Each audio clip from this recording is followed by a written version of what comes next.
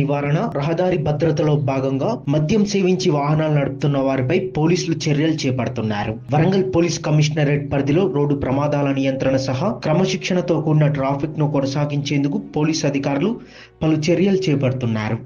2024 సంవత్సరం జనవరి నుంచి నవంబర్ చివరి వరకు వరంగల్ త్రినగరి వ్యాప్తంగా 10,000కు పైగా డ్రంక్ అండ్ డ్రైవ్ కేసులు నమోదు చేయడం జరిగిందని హన్మకొండ ట్రాఫిక్ ఏసీపీ సత్యనారాయణ వెల్లడించారు.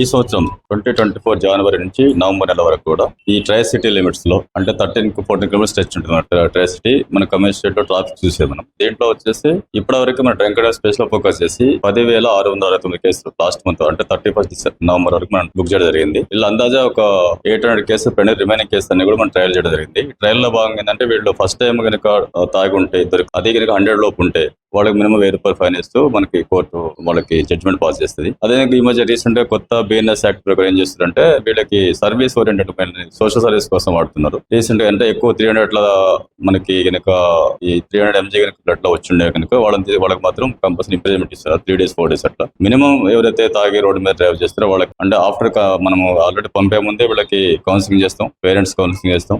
వైఫ్ అయితే భర్త అయితే భార్య ఉంటే భార్యతో కూడా మనం కౌన్సిలింగ్ చేపించి వీళ్ళకి తాగటం వల్ల వచ్చే నష్టాలు, ట్రాఫిక్ లో వీళ్ళ వాళ్ళు వచ్చేటువంటి అవంతరాన్ని కూడా చెప్పడం జరుగుతుంది. దాని తర్వాత మనము కోర్టులో కోర్టు మనకి వీళ్ళకి ఫైన్స్ ఇవ్వడం, జడ్జ్మెంట్లు ఇవ్వడం జరుగుతుంది. మద్యం సేవించి మొదటిసారి పట్టుబడ్డ వారికి ఫైన్ విధిస్తూ కోర్టు తీర్పునిస్తుంది.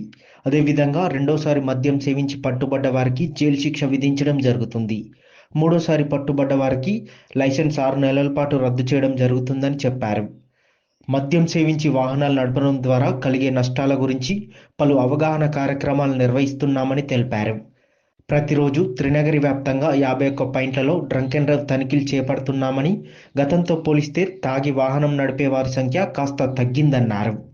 రీసెంట్ గా మనకి మన జీడబ్ల్యూఎన్సీ ఆఫీస్ కానీ ఎంఆర్ ఆఫీస్ కానీ వీళ్ళకి ఎవ్రీ 3 days 4 days అట్లా సోషల్ సర్వీస్ కోసం ఇస్తూ ఉన్నారు. ఏంటంటే ఏజ్ గ్రూప్ బట్టి కొంచెం మంచి పిల్లలు అయితే వాళ్ళకి మార్చడం కోసం ఒకటి, కొద్ది పెద్ద ఏజ్ తర్వాత వాళ్ళని బట్టి సర్వీసెస్ కొద్ది మెయిన్ పొటెన్షియల్ ఏజ్ ఉండి కావాలని రిపీటెడ్ దొరికి సెకండ్ టైం మాత్రం కంపల్సరీ జైలు సిస్టమ్ మనం ప్రిఫర్ చేస్తాం. ఇది వాస్తవం. యాక్చువల్లీ మనం ఏంటంటే ప్రతిసారి drunk and drive every week మనం 3 ప్రోగ్రామ్స్ కండక్ట్ చేస్తాము. అది కాక కాలేజీలో స్కూళ్ళలో కూడా మన టీమ్స్ పోయి కండక్ట్ చేస్తూ ఉంటాయి మీటింగ్స్. ఎక్కువ మన ఫోర్స్ ని మనం ఈవినింగ్ అవర్స్ లాండ్ అవర్స్ సపోర్ట్ తీసుకొని ఎక్కువ మంది పోస్ట్ పెడతాం. దాంతో తగ్గింది. ఇప్పుడు అంటే మీరంటే పూర్తిగా తగ్గలేదు, చాలా వరకు కంట్రోల్కి వచ్చింది. దీన్ని ఇంకోటి తగ్గించే ప్రయత్నం చేస్తాం. మనము 185 మోటార్ వెహికల్ యాక్ట్ కింద కేసు బుక్ చేస్తాం. అదే కేసు కింద వాళ్ళని మనము కోర్టులో ప్రొడ్యూస్ చేస్తాం. కోర్టు కూడా అదే సెక్షన్ వాళ్ళకి ఫైన్ ఇంపోజ్ చేసి మినిమం యాక్చువల్లీ 10,000 ఫైన్ ఉంది. కాకపోతే 1,000-1,500 అట్లా వాళ్ళ ఎకనామిక్ కండిషన్ బట్టి వాళ్ళు ఉన్నటువంటి సిచ్యువేషన్ బట్టి కోర్టు వాళ్ళ నిర్ణయం తీసుకుంటారు కాబట్టి ఫైన్ ఎక్కువ తక్కువ వస్తూ ఉంటుంది. ఒక్కొక్కరు 3,000-4,000 కూడా ఫైన్ చేయాలి. సెకండ్ టైం అయితే కంపల్సరీ జైలు మేము రికమెండ్ చేస్తున్నాం. వాళ్ళు జైలే ఇస్తున్నారు. సెకండ్ టైం తాగి డ్రైవర్ దొరికిండడం మాత్రం అతని మీద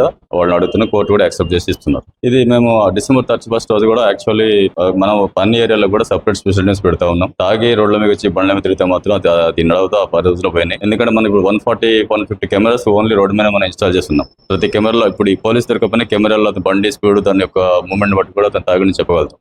ఒకసారి పేరెంట్స్ అబ్జర్వ్ చేయాలి. పిల్లలు ఏం చేస్తున్నారు, వాళ్ళు పిల్లలకి ఇచ్చే ముందు కూడా బండి మంచి కాస్ట్లీ బండి కొనిస్తున్నారు.